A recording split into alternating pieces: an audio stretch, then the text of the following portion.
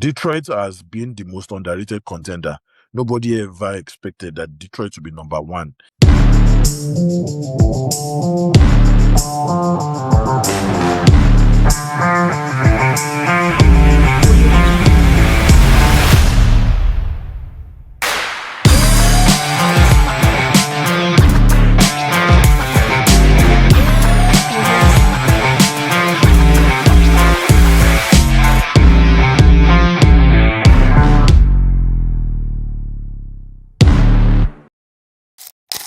Hello, good afternoon. This is Taiwan Ajobi once again on Lanona Simepo Sports. I'm your host. I like to bring unfiltered opinions, sharp analysis, and big love for Canadian hoops and ice. Today, I'd like to break down the NBA, not even the CBL, because that doesn't start until May. And it's going to be run today by Taiwo, your commentator, analyst, and unapologetic fan of the game. This is 7:21 p.m. Mountain Standard Time. Today's a good day. I like to say be brave and make a difference. I'd like to just put some shout out there. The NBA has been a very interesting season. I like the commissioner, what he said, Adam Silver, about the expansion team. It's been long coming. I felt that the city of Seattle needed a team, especially looking at the fact that we used to have a Seattle team that has moved to Oklahoma, and now that team has become the Oklahoma Thunder.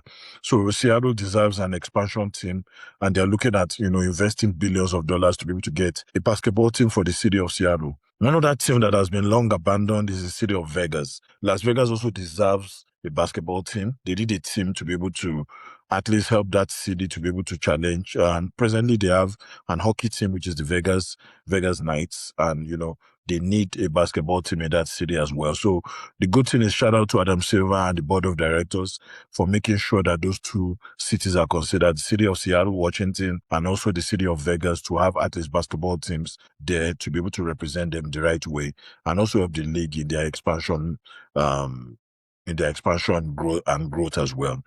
I also want to, pull out some shout out to Kevin Durant. Kevin Durant, congratulations for moving to number 5 on the all-time scoring list.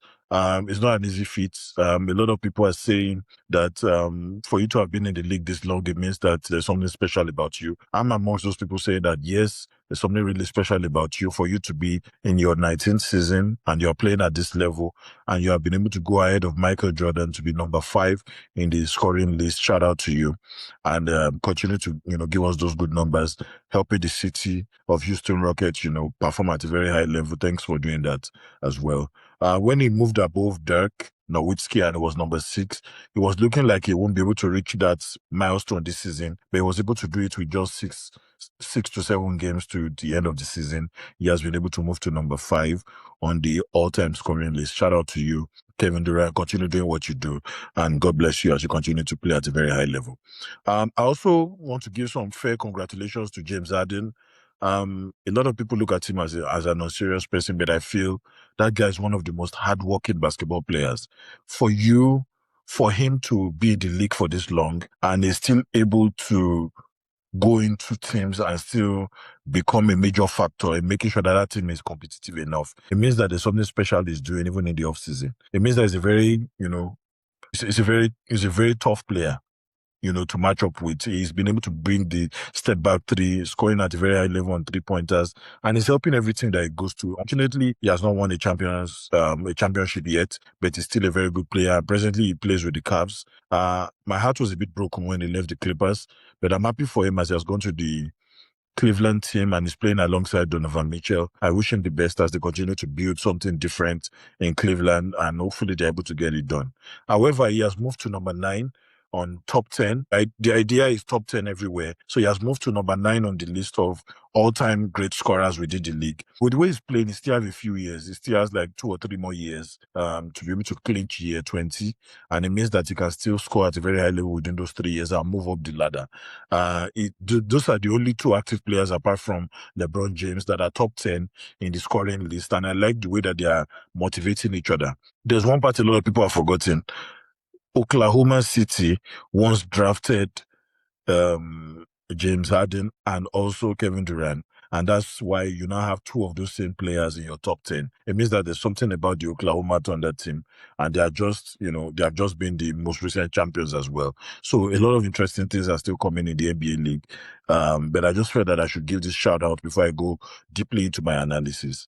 I just wanted to talk a little bit about the Lakers team. I sincerely feel bad for the injury that came to Luka Doncic just yesterday when they were playing against the Oklahoma Thunder team. The Oklahoma Thunder team really, really whooped them, as in it was serious, beat them by over 40 points. I was also able to catch up with some news now that Austin Reeves also has a muscle injury that has kept him sidelined between now and the end of the season. With the number of games that are left, the Lakers will most likely drop in their performance because Luka Doncic and Austin Reeves have been carrying the team.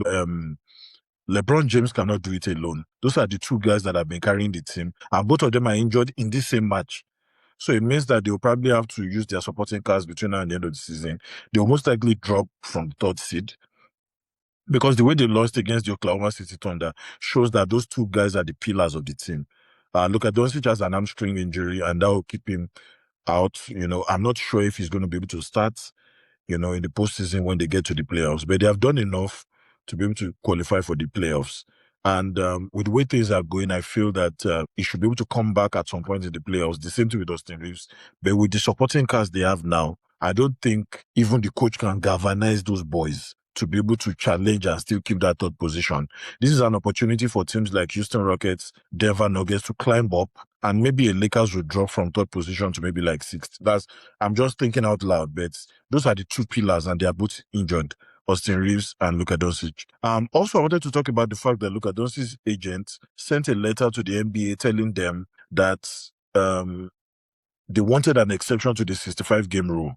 Remember, the NBA said you need to play 65 games for you to even qualify for individual accolades like MVP, like first team All Defensive, first team All NBA, and across board. I think it's a legitimate letter that was sent to the NBA.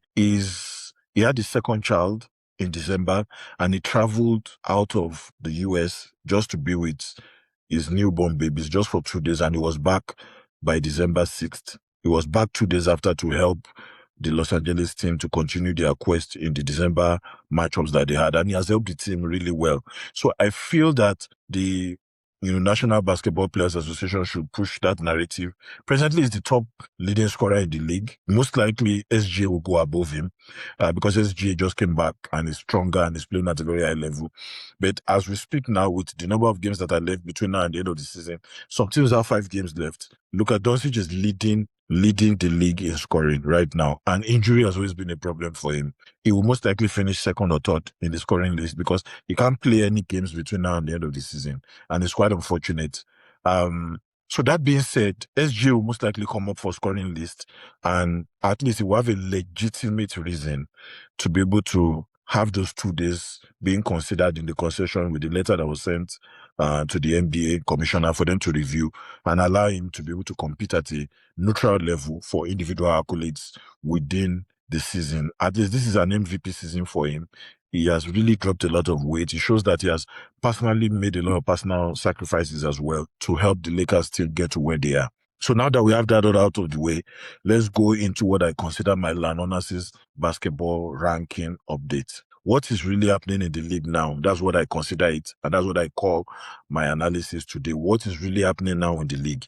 If you have not been watching basketball for the last 3 to 5 games, come closer and let me tell you what's happening right now. There are 4 teams that are officially clinched the playoff spots, 1 and 2. 3 other teams have joined them under the last 2. Within the last 2 days. Now, the teams are locked in, but the race is not over yet. The idea is these teams are going to be in the top 6, which means they don't get to play in the play-in, but they are automatically seeded within the top 6, but they can move around. Oklahoma City has already clinched a spot. They are definitely going to be in the playoffs. As at the time that I was doing this analysis, they had played 78 games, and they are 62 and 16, including the match that they won against the Lakers. So it means that they've won 62 games and they've lost 16 so far this season. That means that they have just 4 games left this season to be able to close a wonderful season as number 1 in the Western Conference. San Antonio Spurs lost today. I just watched their match before this analysis, and it makes them 59 and 19 because they lost against a very good Denver Nuggets team, who is also in the top 6. They've been able to cement their position in the top 6. I don't see them dropping off the top 6. Detroit has also had a very good season. They are 56 and 21 as at the time of this analysis. Boston 51 and 25. Boston is a very interesting team. Since when Jason Tatum came back, they're trending upward, and that's a very dangerous team to watch out for. None of these guys have secured their final seed because the next 4 games can be very, very, very important. So they need all their key guys still playing at a high level. The margins are what I consider result thin, very, very thin. Even the number 1 position, if the San Antonio Spurs play very well and the Oklahoma City team drop a performance, they can move into number 2 and the Spurs can still finish as number 1. So the fight is still the last day. None of them have secured their final seed, but it's clear that they are in the top 6 and they're not playing in the play-in anymore because of the distance between them and the team that is 7th on the table. OKC leads San Antonio by just 2 games, and they've increased that to 3 based on the fact that OKC will still they're still good with 2 games. Based on the rankings, I've looked at it. I think they're still good with the 2 games. The only thing now is San Antonio Spurs now have to perform better in their next few games because they've lost against the Nuggets by just 2 points in overtime. Detroit are leading the Boston with 4.5 games. Detroit are a bit more comfortable. You understand? Because they're leading with 4 games and above. All they need to do is win 1 or 2 more games and they're comfortable and they have already, solidified their number 1 position. Remember that Detroit is going through a tough time because their starting point guard had a collapse of his lungs. And that's Cunningham. Shout out to him. I should have talked about him earlier. His lungs have collapsed and he's going to be away for 2 weeks. I'm wishing him speedy recovery. Cunningham, one of the youngest sensations, he was able to bring a Nike endorsement to the city of Detroit. Thanks for doing that. And is presently injured with a collapsed lungs. Hopefully he's able to get that out of the way and join the team back in the postseason. We want to see that sensation. I want to see how he approaches the postseason. He's still a top guy. And the top of the conference is still a wonderful sprint. With the East, looking like most of them have between 5 to 6 games because some games will still be played today. So it will reduce to like 4 for some of them. But I feel Detroit has what it takes to return number 1. So if you look at the other parts and, the other parts of the Eastern Conference, there are 2 separate wars that are happening. And I like to talk about what those wars look like. The first battle is some teams are trying to avoid the play-in, and they're trying to make sure that they clinch between 5th to the 7th seed. And that's where it gets very, very tricky. And I'm going to talk about how the table is going. The 5th, 6th, and 7th are just 1.5 games, different between each other. And that's the Atlanta Hawks, the 76ers, and finally the Raptors, the Toronto Raptors. If you look at all these teams, starting from the beginning of the season, the Raptors should have comfortably held on to the 6th seed. Because the Raptors started playing well. There was a time they were second for a while. Later they dropped because that time Boston was not playing well. So the Raptors were like second, they dropped to third. They were winning a lot of games, and that's why they are still on a very good position. They are slipping away. They've lost their last 2, but they should have been comfortably the 6th team. But unfortunately, the Atlanta Hawks caught fire. After the trade deadline, they were able to bring in some veterans. They brought in CJ McCollum. They brought in a few tough guys, they brought in Alexander Walker, Nickel Alexander Walker playing at a very high level. Elaine Johnson elevated his game. Ice also, improved his game.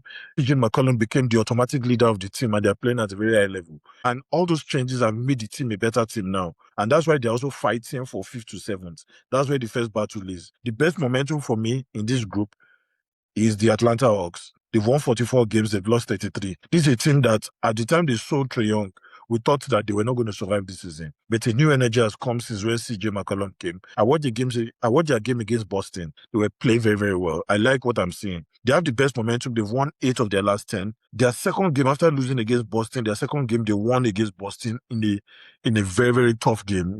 Beating a Boston team, even without Jaylen Brown, was still very tough for them. So their last 10, they won 8. So they are going towards the right direction. Philadelphia 76ers are 42 and 34. As at this, they also won yesterday, so they are now 43 and 34. So it means that they're trending towards the right direction. They are finally healthy. Paul George is back. They are all playing. They are getting their rhythm back at a very high level, but they are still losing some games that I don't expect them to. Hopefully, they're able to, get it done and not fall into the playing. But if they fall into the playing, they look like a decent team that can get out of it. The Raptors are 42 and 34, same points with the Sixers. These are the two teams fighting each other, really. The Raptors are also slipping away. They lost their last two, and they need to be able to get it together so that they can clinch the sixth position. If they are sixth, it means that they're going to play the fifth seed, which is better. So I feel the Raptors should be, if the Hawks can clinch fifth, the Raptors will clinch sixth. They will play each other. That would be a very good one. Fifth and sixth to play each other. So seventh will now go and play the second seed. Eighth will now play the first seed. So I prefer the Hawks clinching fifth, the Raptors clinching sixth. The Sixers will now go and play in the play-in, and through the play-in, they can now show what they're going to show us, in the postseason. So one of these teams definitely must fall into the play-in. These three teams I talked about, the Hawks, the Sixers, and the Raptors. But I feel that the Sixers will fall in because the Sixers have not really come up with that identity. They've had a couple of injuries. The players are finally getting healthy, but they need some time. So if they're able to get it right, maybe they can get out of the first round. But I don't see that happening until maybe next season. But let's still see how it goes. A lot of things can happen within the next 4 to 5 games. But one of these teams must fall into the play-in because we only have 6 teams that are comfortably going to be in the automatic qualification. Now, the second battle that is happening in this survival zone is 8 to 10 zone. And that's where we have teams like Miami Heat. We have the Magic, Orlando Magic. We have the Hornets. The funniest thing is these 3 teams are just 1.5 games away from each other as well. The Hornets are 41 of 36. They just beat the Phoenix Suns, which now allowed the Houston Rockets to automatically qualify within the top 6. And that's a good one for them. The Hornets who just caught fire a few weeks ago, and right now they're in contention of a playing spot. They're stabilizing quietly and they're playing very well. They're shooting at a high level. But they're over 500. They are 41 of 36. And they want to be able to at least get into that playing zone and get into at least first round of the playoffs. They've not been able to do that in a long time. The Orlando Magic really dropped, and it's a big surprise. They've lost 8 of their last 10, and that's why they are collapsing. They need to get it done. They won yesterday, I think. Yeah, I'll have to check again. They won yesterday, and they are 40 of 36. They should be able to get out of this survival zone in the play-in. Miami Heat does not have enough to be able to even go far this season. Earlier in the season, they started well, but some injuries hit them. And that was what I've always said from the beginning. 1 or 2 injuries will set them backwards seriously. And that's why, even though they have Bam Adebayo, they have some young talents that are playing well, but they don't have enough talent that can push them. I see them falling out of the play-in. In the play-in, we have only 2 teams that will qualify. I see the Miami Heat falling out. Hornets and Magic will go ahead and play in the first round. But I see the Miami Heat falling out. They may not be able to go and, challenge. Hopefully next season they can come up with something different. So the East is very tight. The race is something else, and it's nearly a decade that you've been seeing this kind of tight race within the East. But generally, the West had better performance this season than the East, especially matchups against Western teams and the Eastern teams. The West performed better. The West, for me, they hold the winning record versus the East, confirming again. This is the 3rd time this season I'm saying, confirming again that the Western Conference is stronger than the Eastern Conference. Oklahoma City and San Antonio Spurs are clear class. When Beyama has come out to tell the entire world that is challenging for the MVP and is playing at a very high level, he even went ahead to say that the team that won the championship last season, they've beat them 3 times this season. You understand? And even the time they beat them when they were full squad, full strength. They beat them when they were half strength. They beaten them 3 times this season. So it's clear that, he's using his mouth to challenge people and say he's the new sheriff in town. So that's just what he's just trying to tell us. So Oklahoma City and San Antonio Spurs are a class on their own. They are better than almost all the teams in the Eastern Conference combined, in what I'm seeing, except for a Boston team that is beginning to catch some steam and some performance very late in the season. The Lakers, the Nuggets, Rockets, and the Timberwolves, they're all legitimate threats. I didn't like the fact that the Wolves lost yesterday. The match they lost yesterday was the kind of match they should have won. And it means that the Wolves will most likely fall to the 6th position if the Lakers don't. Because the Lakers are trending downward with injuries to their 2 pillars. I don't think LeBron alone can do it. It's going to be a lot of work on his neck. So the Lakers are going to drop. The Timberwolves are not consistent. So I see those two dropping. The Nuggets were able to get a win against the San Antonio Spurs. That alone is sending a message. It's sending a message to the entire league that we have won a championship a few years ago. We can still challenge for another one. So I see the Nuggets and the Rockets going upward, while Lakers and Wolves dropping down. The play-in race is very, very brutal, and I feel that that's what my own Clippers are also fighting for, and I don't see them being able to be able to challenge the teams that are there. But I'm going to talk about it. In the tier one category, I put them in different tiers. Tier one category, these are teams that I consider elite metrics, good defensively and good consistently across the entire season. OKC best point differential in the league with plus 11.4, and I like what I'm seeing. The San Antonio Spurs 11 games winning streak until they lost this afternoon against the Denver Nuggets, but it's still okay. That means they won 11 of 12. They're unstoppable in their defense, and I like what I'm seeing. When Wembanyama has elevated the team automatically, and I like what Mitch, their coach Mitch, is doing.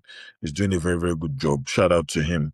San Antonio Spurs, I really want them to do something differently in this postseason, but I'm watching out for them. Celtics are 8-2 in their last 10. They are winning with a lot of depth. Jason Tatum is back, even though he's still not playing full hours, full minutes, but he's also contributing and is helping the team. The Pistons have the best record versus top teams. That's a lead balance. Even though the Western Conference is stronger than the Eastern Conference, the Pistons is one of the only teams in the league that has had the best record versus top teams. And when I mean top teams, it can mean a lot of things to different people. But they've won well, they've represented well against teams that are over 500. And that's just what I mean. I like what I see from the team. Even with their best player point guard, who are the collapsed lungs, they are still finding a way to grind out wins, which is very, very good. In my tier 2, these are contenders with some kind of weaknesses or flaws. And they can win a series, but they get exposed easily. The New York Knicks, and even on ESPN, they've talked about how the New York Knicks are really messing up. They should win some matches that they are losing now. So the New York Knicks have weaknesses. Lakers, 2 injuries I talked about, weaknesses. Denver Nuggets are not consistent, but they are beginning to get it together. The way they played against San Antonio this afternoon was different. The Cavs are a big surprise with James Harden moving there. I expect that they should catch fire almost immediately with a Donovan Mitchell, who is now beginning to get some help at the shooting guard position. But right now, they are still looking like a team that have flaws. Once they understand each other, they will be a dangerous team as well in the East. The Timberwolves are not consistent, and I don't know why. They have everything it takes, good defensive team, but they are losing some games they shouldn't be losing. But they need to get it together. They are dangerous teams, but they still have weaknesses. The Rockets, very, very good team. From the beginning of the season, I've talked about it. The Houston Rockets do not have a clear point guard. Rich Shepard has tried his best, and that's why they're a top 6 team. As a top 6 team means that they still have some good talent on the squad. We have Tyrese, they have Kevin Durant, they have Thompson, Amen Thompson. They are still playing very well, They have what it takes. But for them to go deep in the season, the Shepard needs to step up, or they need to be able to grind a lot of wins, especially when they are going down the stretch. Towards the end of the fourth quarter is where they always collapse. So they need to be able to do a bit more within those areas of their game. They are all talented, but they have a bit of inconsistency. So in my tier 3, I did some of my analysis. I call it the war zone. It's a playing war zone. In the Western Conference, a lot is happening. Every game matters. And I combine the Western Conference and Eastern Conference, which teams fall within this category. Because the way the season is now, with the 5 games or 4 games that are left, if any of these teams should lose, it's going to hurt them a lot. And this is what I call the playing war zone. The Atlanta Hawks need to win all games. The Phoenix Suns need to win all games to give themselves a chance. Some of them are even going to play each other. The Hornets need to win all games. The LA Clippers that I support, they need to win all games. The Sixers, the Raptors, the Miami Heat, or the Magic, any game they lose is going to affect them with the number of games left to the end of the season.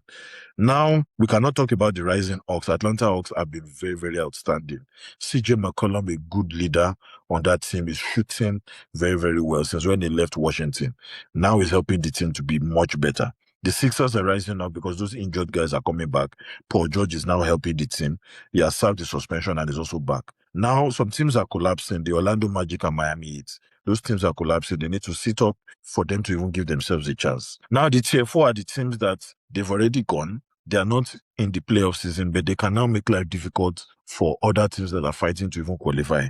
They call them the spoilers. I call them lottery teams or spoilers. Now, these teams can make the playoffs very, very difficult for some teams that are planning to be in the playoff. They can ruin somebody else's season. That's exactly what it means. Now, the Blazers, the Warriors, and the Pelicans. These are teams that can ruin. They are not going anywhere as far as I'm concerned.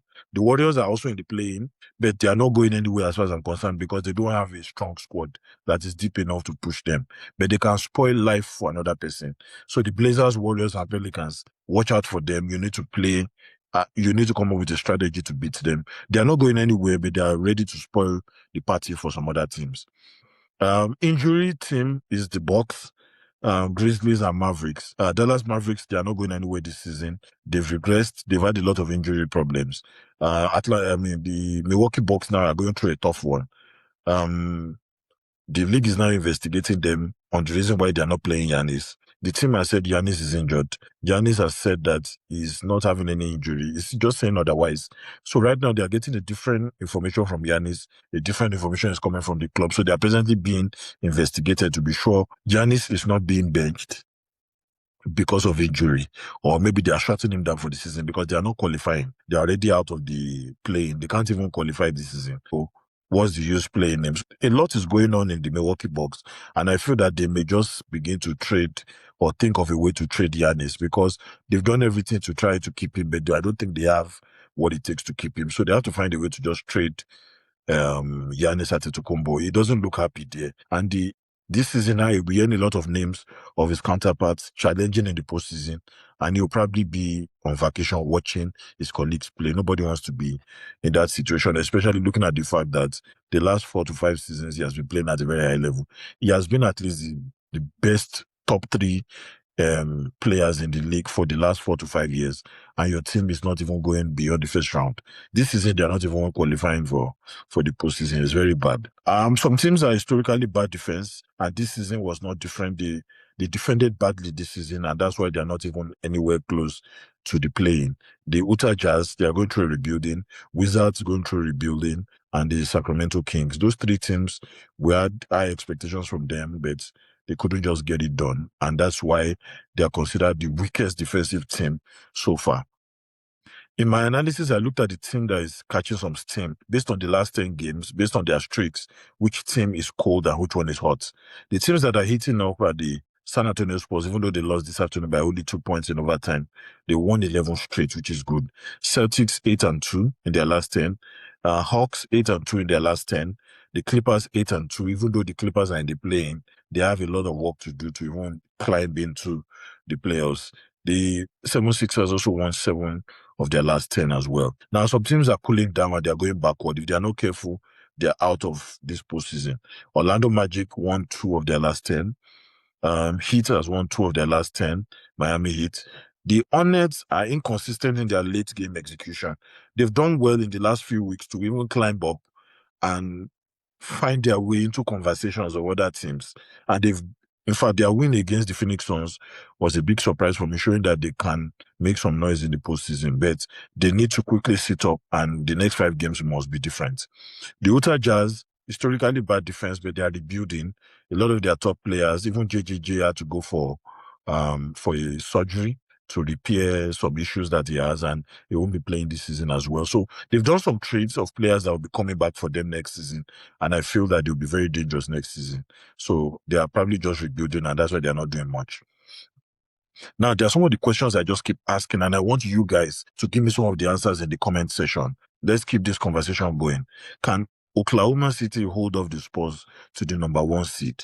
Presently, the Oklahoma City, they lead by 2 games. But the San Antonio Spurs, they've gone on an 11-game streak, and they lost this afternoon to the Nuggets team. Can the Oklahoma City Thunder hold it together and retain the number 1 spot? I need you to give me the answer in the comment section, and we're going to be choosing people with some wonderful gifts. Just watch out, you will see.